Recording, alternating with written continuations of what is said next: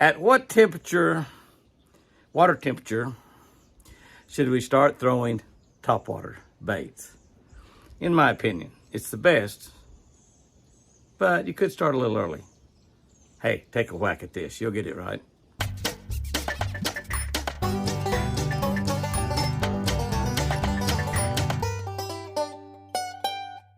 Good morning, guys and girls. April 28, reading from a Catch a Better Life book on the Catch a Better channel on YouTube. Subscribe to that channel right now if you're not already. I've got a scripture from God every single day, a devotional built around fishing every single day, and a fishing tip for every single day. So you will definitely catch a better life on this channel. The most important channel on YouTube, not the biggest, only about 25,000 folks, a little more. Mark 4:40 says, Jesus said to them, red letters, Jesus said to them, why are you so fearful? How is it that you have no faith? Why are you so fearful? How is it that you have no faith? The Great Lakes up north, go up to Chicago, all the way east, the Great Lakes. The Great Lakes provide some of the best fishing in this wonderful country of ours. Fantastic fishery. Bass, walleye, salmon, catfish, muskie, the list goes on and on and on. Yellow perch, sunnies, on and on. But they are almost oceans and not lakes. Really, I mean, you can't see to the other end of them. Big, wide expanses of water that get rough and they get dangerous in a hurry. I'm telling you, I won a BASS tournament on Lake Ontario in September when Hurricane Gloria came through. Baby, that big body of water got rough in a hurry. Tore my lower unit off my Mercury motor. Managed to make it back in and won that tournament. Several boats sunk during that tournament. The Sea of Galilee in the Bible, which is also known as Lake Gennesaret, this is a freshwater lake. We might think of it as saltwater because it says the Sea of Galilee, like the Mediterranean Sea there in Israel is saltwater. But the Sea of Galilee is a freshwater lake. And it's much like our Great Lakes, very much like our Great Lakes, except it doesn't have very good fishing. I have fished there. I went over and fished in Israel, and it's terrible. I mean, it's terrible. You need dynamite. I'm not even sure I know where to throw it.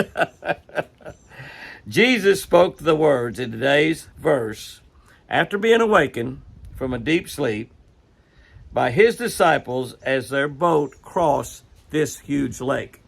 It was crossing this huge lake. He was taking a nap, deep sleep it says, really sawing logs. And I wonder if Jesus snores. Surely not. It's not a sin to snore, by the way. And his disciples were scared to death. The lake got rough, they were scared to death. The storm was so fierce that the boat was sinking. Jesus had been preaching and he had been healing people all day long. And he was exhausted. That's why he was in this deep sleep. I don't know what it would be like to have the power of healing. I know what it's like to talk all day long. I definitely have done that in many, many appearances. It's exhausting. You get your adrenaline going, you get your excitement up, you get your excitement level high, and it's exhausting to talk all day. Jesus has been preaching all day, and he's been healing people. Now, I know that his healing power takes something out of him because there's a story in the Bible where a woman touched him, and he didn't know who touched him. He said, "Who touched me?" And he said, "What do you mean, who touched you? People are crowding all around you. A lot of people are touching you." He said, "Yes, but I felt my healing power go out to someone specific." So all of the healing he was done was taking power from his body. He simply spoke to the storm and it stopped. He spoke to the storm and it stopped.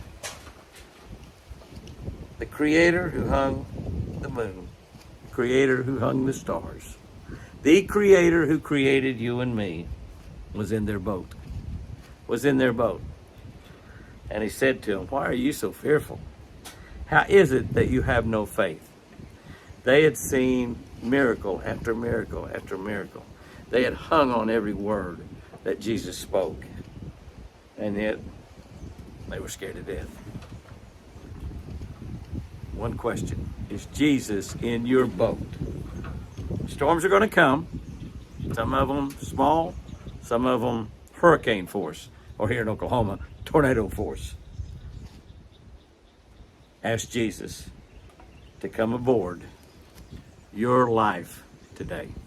Wow, I love that. I love that. I love that. Here's our tip for today. Begin fishing topwater baits when the water temperature hits, y'all want to say it? 60 degrees Fahrenheit. 60 degrees Fahrenheit.